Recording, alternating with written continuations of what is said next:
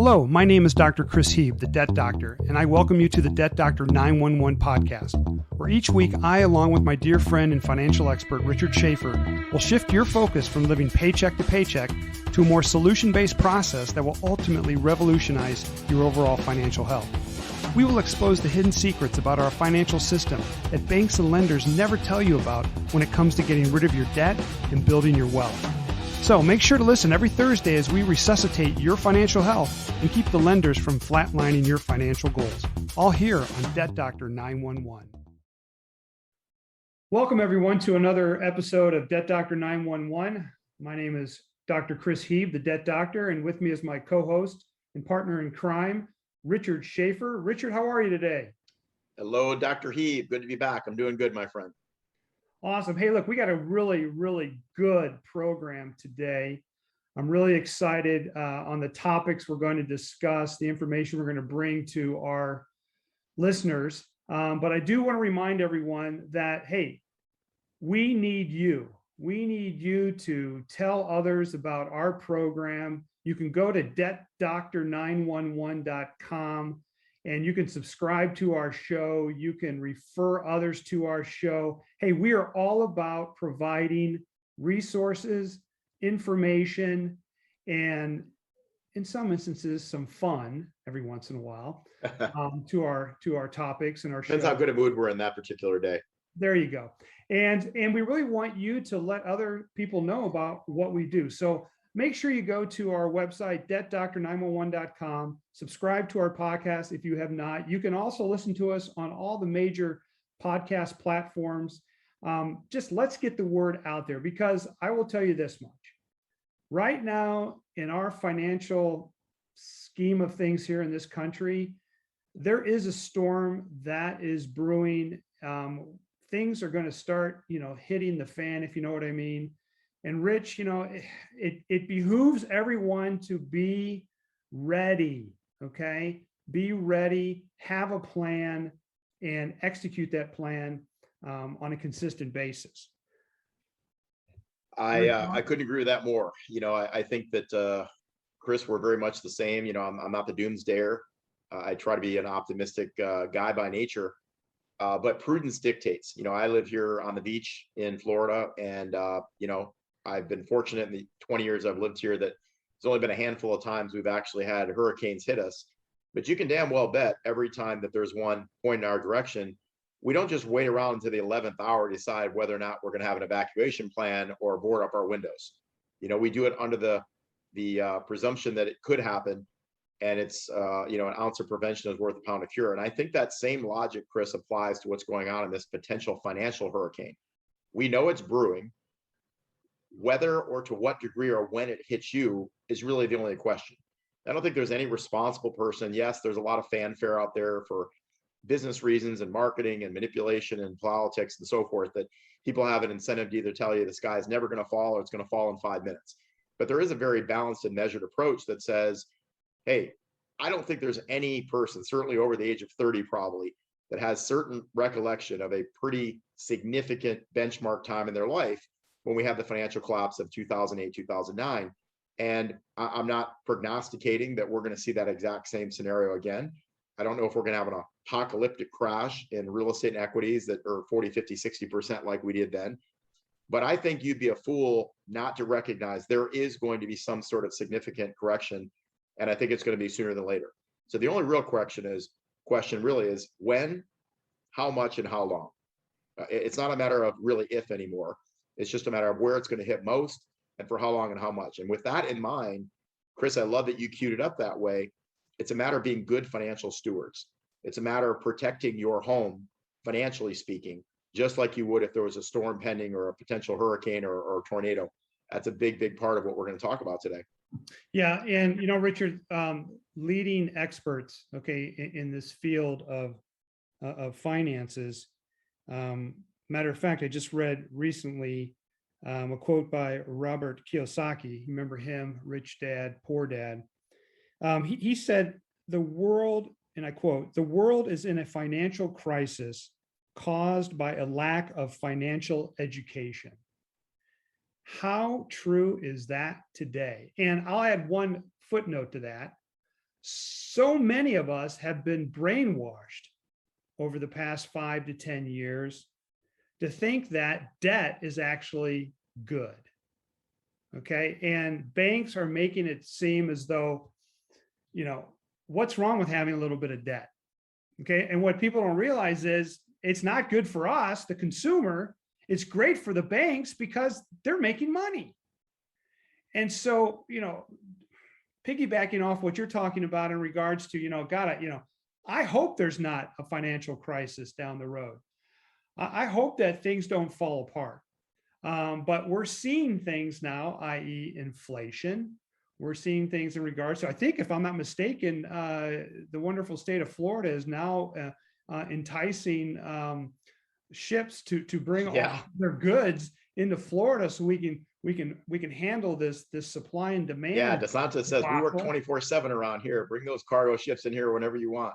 Yeah, I swear to God, I hope he runs for president. That's just a sidebar. But anyway, I mean, it's becoming insanity, to be honest with you, Rich. I mean, I had a discussion with a doctor just recently that said, you know what, I'm interested in wanting to take a look at, doing a payoff analysis. And by the way, everyone, you can go to moneymaxnow.com, take a short survey and see whether or not you qualify for a payoff analysis. But I had this conversation with this doctor and he said, you know what, we're pretty much out of debt. We have hardly any debt. I mean, why would I want to do this? And I thought to myself, you just told me weeks ago that you have a $500,000 mortgage. Okay, but you're telling me that you don't have much debt? I mean, what are you smoking? Okay, I mean, my Lord. But think about this for a minute, Rich. People have been conditioned to think that $500,000 of debt, i.e. mortgage, is really not debt. It's amazing to me. Look, it's either an asset or a liability. Okay, you either own it outright, okay, or you owe money on it. So it either generates cash flow or requires cash flow to support. Right. I mean, look, it's all about cash flow as far as I'm concerned. Okay, and it's taken me a long time to. Well, you know what? I've known this all along, being in practice for God knows how many years. Okay. If the cash ain't flowing, okay, into the practice, I can't pay my bills. I can't pay my employees.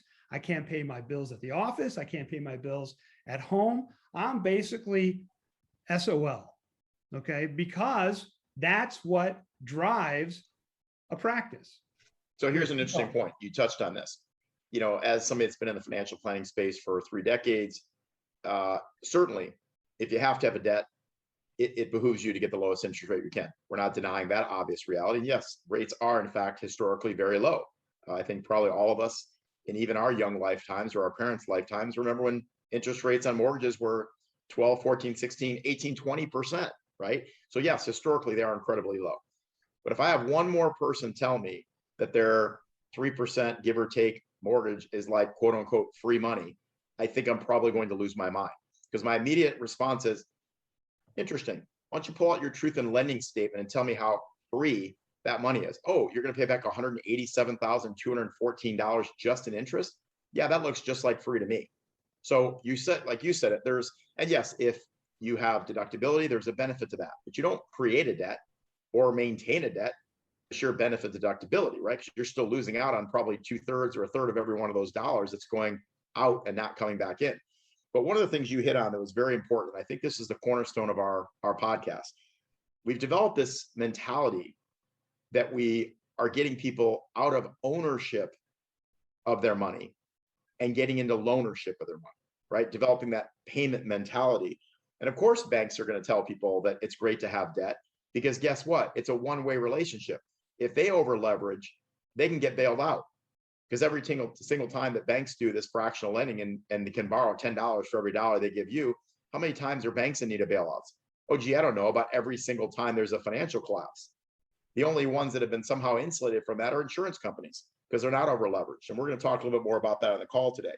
But I think it's just important to remember that the people that are endorsing this mentality that, sure, have all the debt you have, A, make money on telling you that, a lot of it in the form of interest, and B, if it goes bad for them, somebody's going to bail them out. who bails you and your family out? Who bails out the consumer? We don't have that same luxury, Chris. No, unfortunately, we don't. I mean, we're the peasants that live, that roam the farmland.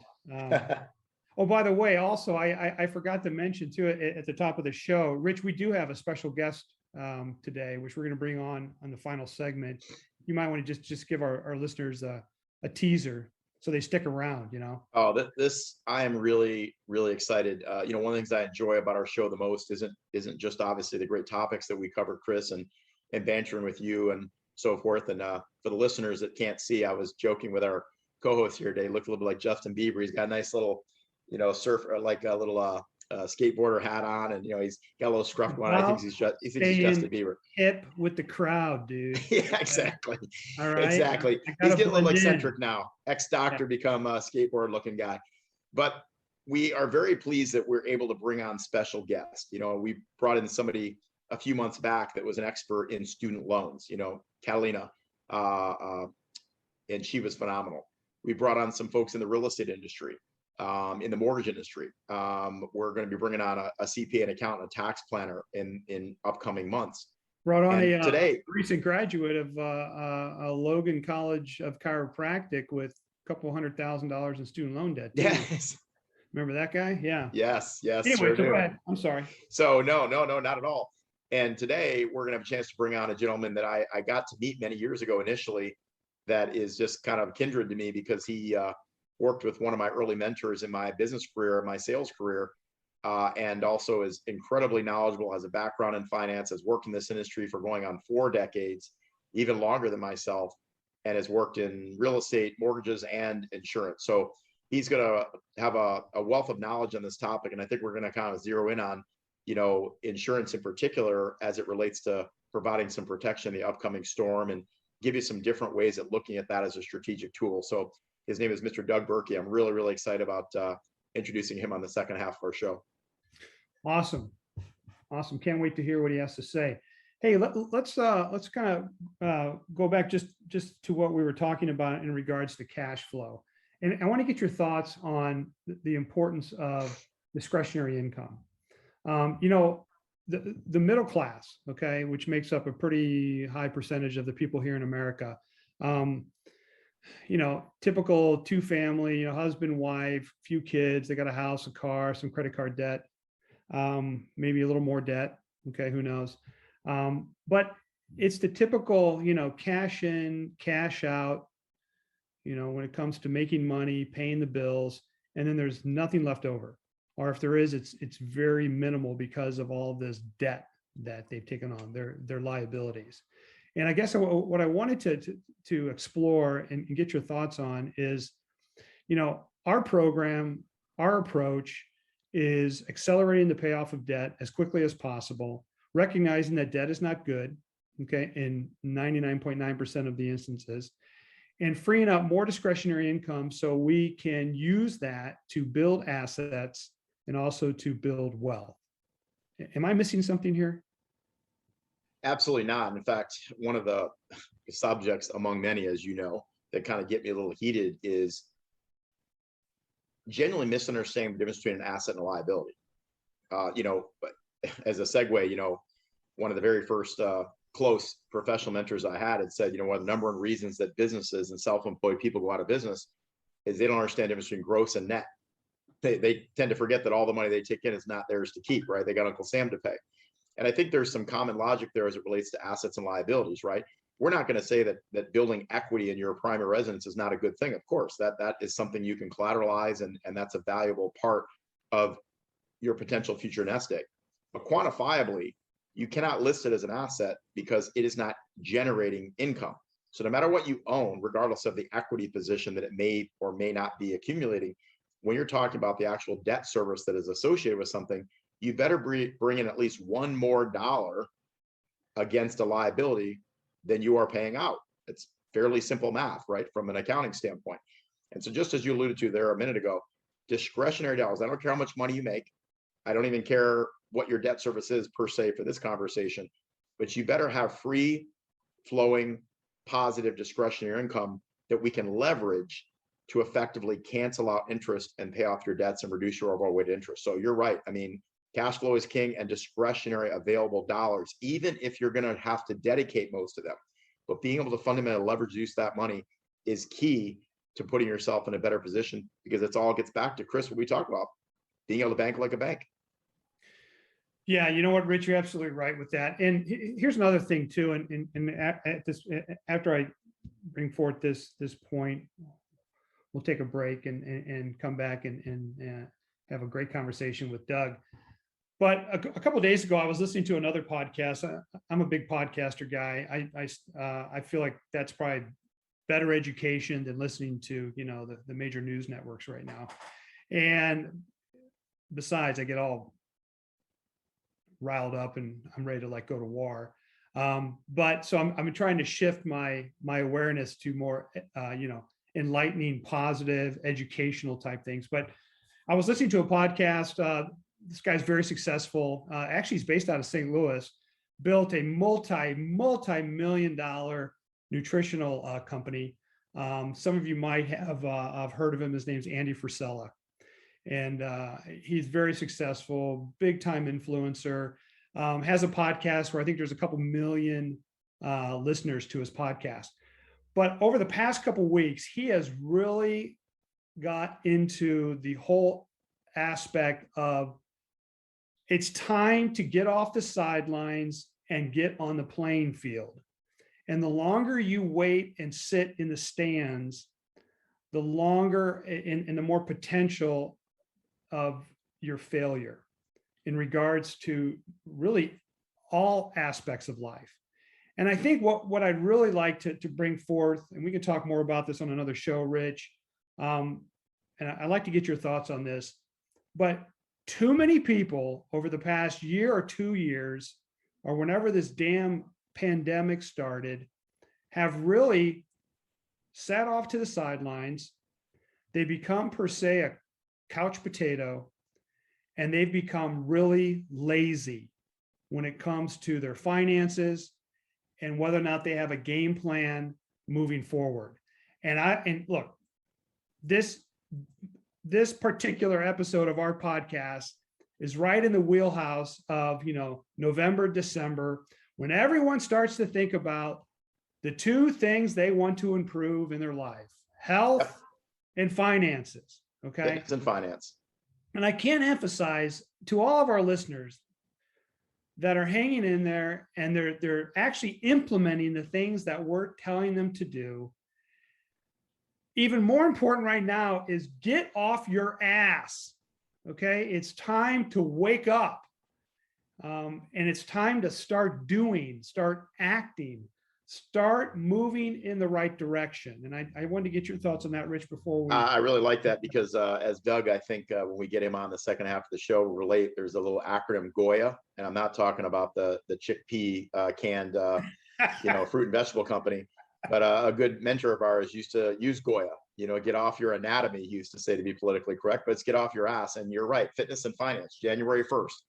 As long as we've been tracking it, the top 2 New Year's resolutions are losing weight, getting in shape, getting out of debt, and saving money. Now, one of the most important parts about that, though, is why. Why are they the same 2 each and every year? Well, I mean, obviously they're important. More importantly, people continue to fail consistently each and every year on those very same objectives. So we've got to find a way. It just can't be general theories and concepts and ideas and strategies. It's got to be proven solutions that actually help people win. So I think that's a big part of it. And if people wait till January to start thinking about these things, it's already too late. You're behind the 8 ball. You got to start thinking about those things right now so you can begin getting your financial house in order so you can hit the ground running for 2022 and hopefully prepare yourself for what we fear, quite frankly, is this upcoming storm. Good stuff, Rich. Good stuff. We'll be right back. Hey, it's Dr. Chris Heave, the Debt Doctor. Are you living paycheck to paycheck and burdened with overwhelming student loan debt, other debt, and financial uncertainty? Are you frustrated that you cannot seem to get ahead, hopeless that your financial predicament will never improve? Well, you don't have to live this way anymore. Let me ask you a crazy question. What if I could show you your exact debt-free date? and how much time and money you could save without refinancing or restructuring your loans, and without changing your budget or current lifestyle. Wouldn't it be wise to give this offer a very careful consideration? Here's the next step. Go to moneymaxnow.com and schedule your free discovery call to see if you qualify for our program. That's moneymaxnow.com. It's free. Look, we have helped so many people overcome their financial challenges with our financial GPS tool, and we can help you. Welcome back to Debt Doctor 911. My name is Chris Heeb, and I have a partner in crime and wonderful co-host and good friend, Richard Schaffer, that's with me. And on our last wonderful, you never call me wonderful. You want to borrow money or something? What's all the touchy I'm going to call you Mr. Wonderful. Oh, thank you. There it is. A lot more hair than Mr. Wonderful. No more financial expert. I'm not even going to call you Richard anymore. It's just going to be, hi, I'm your co-host, Chris Heeb, the Debt Doctor, and on my side, attached to the hip, is Mr. Wonderful. Yeah, I'm probably going to get sued by Mr. Wonderful from Shark Tank any day. I know how that'll go. Well, that's right. Hey, Rich, why don't you introduce our guest, our special guest? Actually, Doug here is going to become a regular on our show, coming on every once in a while to give his expert evaluation of our assessment of things going on in the financial world. So I'm really excited to bring him on. But Rich, I'll give you the kudos. Thank you so much. I appreciate it. I'm very, very excited about this guest today. I've had a chance, fortunate opportunity to meet a lot of really brilliant people in my career, Robert Kiyosaki being one of them. Ironically, through the very mutual mentor that me and Mr. Barkey have together. But I first met him about just under 15 years ago through a mutual professional contact. And right away, you're going to find that he's just kind of a salt of the earth kind of guy, very grounded, very genuine hearted guy, but very, very bright, very experienced and a veteran in the financial industry, not just educationally speaking, but in a practical sense, from real estate to general finance to mortgages to insurance, and really has always had a great insight into what's going on economically, and has also worked extensively in the training space, the financial education space. And I have learned some things from him myself, quite frankly, over the years that I use to this day in talking about these topics. So it's really an incredible pleasure and privilege for me to bring you Mr. Doug Barkey. Doug, welcome to our show. Hey, thanks, guys. I appreciate it. Glad to be with you. We're hoping this is the first of many opportunities to kind of avail our audience of a lot of your experience and so forth. And maybe just take a moment and just introduce yourself in your own way and get our audience familiar with who you are, and certainly why there's a great reason that we want you part of our show and part of this conversation. Well, thank you. I got educated in economics from a background standpoint, and learned fairly quickly that it's actually a theory. It's not a science. So, Milton Friedman, who wrote most of the books on economics, was my lead professor at the University of Chicago, and his favorite joke was that if you ask 10 economists any question, you'd get at least 11 different answers. So that was, frankly, that was a little bit frustrating, only because it made me realize that, there's way too many variables, and most of what they play with our economy from the standpoint of the Federal Reserve are just guesses.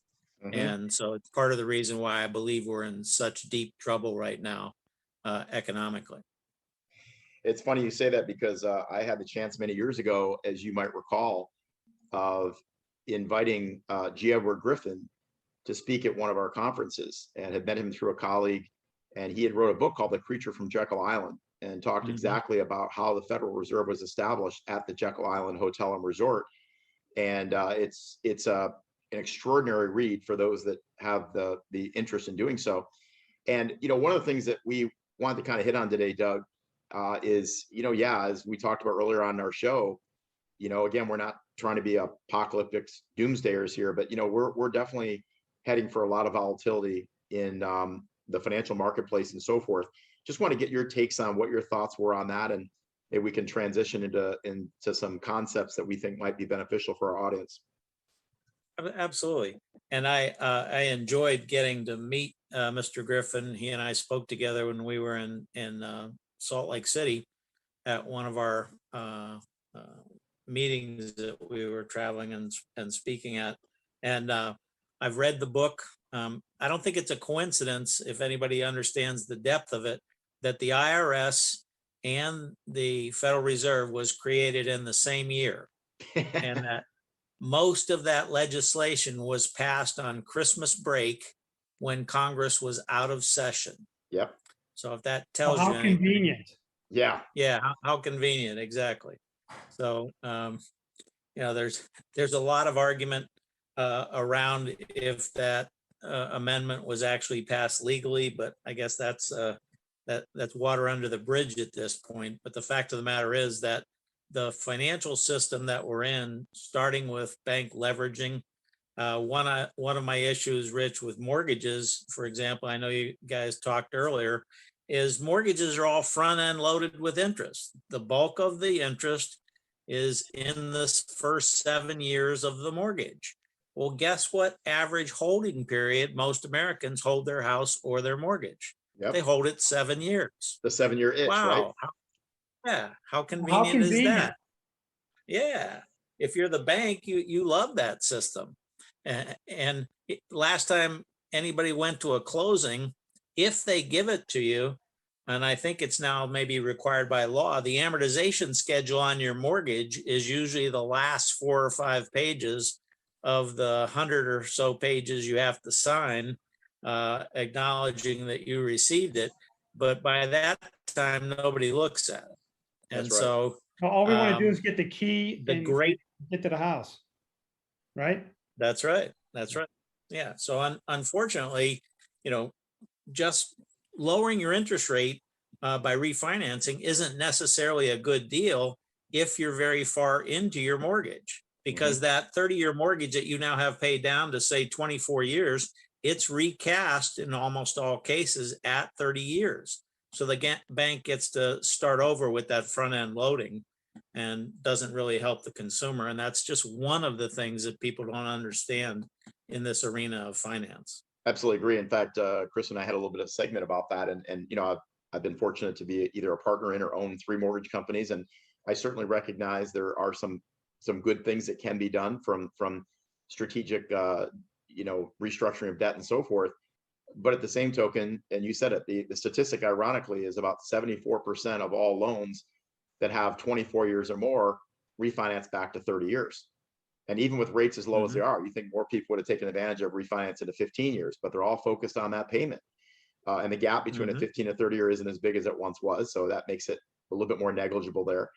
And of course, people add a lot of cost. Now, again, we're not saying there's not a place to refinance, but when you look at the amount of interest volume you're paying and you reset the clock on that front end interest. Now, of course, a lot of mortgage professionals fight the conversation. It's not really quote unquote front end loaded. You can use whatever words you want, but a disproportionate amount of interest is absolutely being paid in the front end of that loan. So you make a really good point there. And as it relates to what's going on just in a larger economic standpoint, right? I don't care what anybody's politics is, but you can't deny that inflation is at a 30-year high. When banks stop buying back bonds, you're going to see interest rates go up.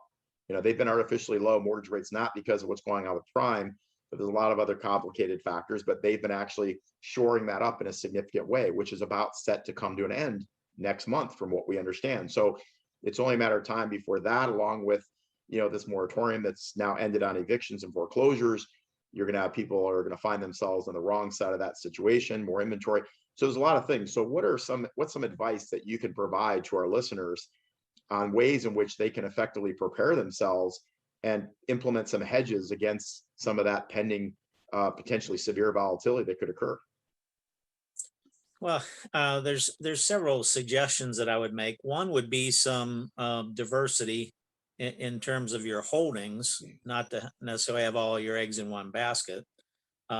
Another key area to me would be to put at least some of your assets into something that can't be attached and you aren't required to disclose. So one of the things people don't understand about life insurance, Rich, is that in almost every state, all of the assets inside your life insurance policy are protected from creditors. So you and I, let's say, unfortunately, we got in an automobile accident. If your attorney is better than my attorney, he's going to look at my asset base and decide whether I'm worth suing. And life insurance doesn't show up. You don't have to disclose it. It's not on your tax return. You can put as much money in there as the IRS will allow you. There are limits called modified endowment contract limits that limit the maximum amount you can put in, but it's pretty high. It's way higher than a 401k. In fact, it's higher this year than past years, correct, Doug? Yeah, they increased it significantly December 11th as part of that last package. I think they called it the CARES package. Yeah, they nearly doubled it. Misnomer. Yeah, in most cases it doubled. That's right. So those are the kind of things that you position assets that you have. People don't understand. Most good insurance companies give you 3 to 5 day liquidity of your money. So if I'm for example, a business owner, I've got payroll to meet, I've got obligations. How much money would you like to have in a place that you have liquidity that you don't have to qualify to get and is protected from all creditors and is tax-free? Right. The answer for most people is every penny I could possibly put in there, right? Yep. So those are the kind of things that you have to consider. I'm an advocate of some hard currency. I think silver is probably better than gold right now just because of the price of the assets. If you go back through history, 2,000 years ago, for an ounce of silver, you could buy a tunic and a pair of shoes or sandals back. And today, and you really do go far back in this industry. I don't remember those days. I was going to say. I thought it was 40 years, not 400 years. Jesus. But by the way, let me First Testament or the Old? Is that the first New Testament or the Old Testament? the first annuities, by the way, were issued by the Roman government 2,000 years ago to provide for a soldier's family should he get killed in battle. So I always get a kick out of people that say, oh, that's a scam. I don't know if that's for real. I say, really? How old's it got to be to not be a scam? 2,000 years is not good for you? Come on. That's pretty guys, good stuff. As a side note, I don't know, about a year ago, I actually had the pleasure of meeting a 16th generation wine maker from Italy. His winery is at the base of the Dolomite Mountains, and his great whatever grandfather actually served wine to the Roman Empire. Wow. That's pretty cool, right? Now, only Dr. He, with his rather eccentric taste and understanding of wine. That's why I made the joke about Mr. Wonderful, who is apparently also a big wine connoisseur. It doesn't surprise me at all. And Doug, you were mentioning something, and I know there's no doubt about it, we're going to have you on a subsequent call. But I think you're also, of course, as I recall, very, because your understanding about mortgages and how, of course, the interest is calculated, and the issue with interest volume, and understanding the importance of, not being able to position all your money in a way that you have potential for loss, because really for the average family, 1 year of down loss can wipe out 5 or 10 years of gains. But I know you're familiar with the methodology and the strategy used behind our debt management, our equity building platform. How do you see that being an integral part and a benefit to the average family, along with some of these other various products and so forth that you discussed? Well, the beauty of that program, Rich, is it gives you something in black and white that's a living document that breathes and lives with you, if you will, because life happens. And it also gives you the ability to put in hypothetical situations and say, well, what if I take this really kind of a pricey vacation to Italy next year so Dr. Hebe can go to his next tasting, and it's going to cost me 10 grand to take me and the kids there for a week. And you plug that into the program, and it tells you exactly how much interest that will add to your debt payoff and how much time it will add. Now, he may still choose to take that trip, but he makes a way more informed decision Good And point. it's hard to make good decisions when you don't know all the facts. So that's just a powerful example of that. If you Really, want to really, buy, really well said. Yeah. How Yeah. true is that? Yeah. yeah. You know what it does, Doug? It takes the emotional aspect out of the Hmm. valuation. Because a Absolutely. lot of us, are always buying on emotions, okay, or Yep. doing things because of that emotional addiction we have. Okay, I gotta Mhm. have that next vintage Cabernet Mhm. from a certain winery. Hell, everyone, we're taping this right around mid-afternoon right now, and now I'm starting to get the urge to have a glass of wine. Thanks a lot, Doug. Hey, listen, everyone, So we're one gonna of the have Doug, go ahead. Final I was comment. going to say, one of the things that you talked about earlier was, I don't really have any debt. I just have a mortgage. The way one of the ways you can determine if it's really a positive or a negative, if it's really a debt, is if they can take it away from you because you don't make the payment, I would say it's a liability. And that is absolutely true of your house. That is a great Well point. said. And I'm really anxious. We'll probably dig a little bit more into some unique sort of complementary insurance strategies and some other sort of loss mitigation, tax favorable vehicles and things of that nature. But it'll help dovetail into a lot of this discussion you've helped set the groundwork for today. And I can't tell you how excited we are that we reconnected with you and having a wealth of knowledge and experience in the industry, but understanding a lot of different multiple angles. Sometimes financial professionals look at things through a vacuum when you have to have a very holistic and sort of aggregated outlook. So, man, I'm so happy you came on the call today. I'm really, really looking forward to having you back soon. Great. Thank you. I enjoyed it and appreciate the opportunity to visit with you. Thanks so much, Doug, for coming on. We really appreciate it. Well, listen, everyone, that's going to do it for this episode of Debt Doctor 911. Hey, if you're interested in wanting to find out your current financial situation, make sure you go to moneymaxnow.com. That's moneymaxnow.com, and do a brief survey, take you about 30 seconds, and then schedule a one-on-one consultation. We call it a discovery call, and you can find out exactly what we can do or what our program can do for you. On that note, hey, listen, everyone, can't wait to talk with you next week. I'm sure we'll have some great information. And like I said, make sure you go to debtdoctor911.com, subscribe to our podcast. If you like what you heard today, please tell others. And on that note, I'm Justin Bieber, and my co-host in crime is Mr. Wonderful.